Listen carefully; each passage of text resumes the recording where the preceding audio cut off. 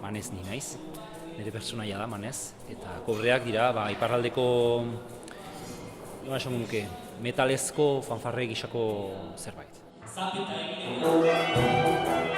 Niri gustatzen zait pilo bat, eta da aintzinako formula bat bezala, sonidu aintzinekoa eta gaurkoa ere, eta hori bultzatu nahi dugu noski.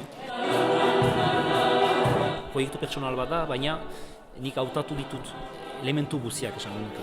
Musikariak, nituen abeslariak jotzen zituztenak kobreak.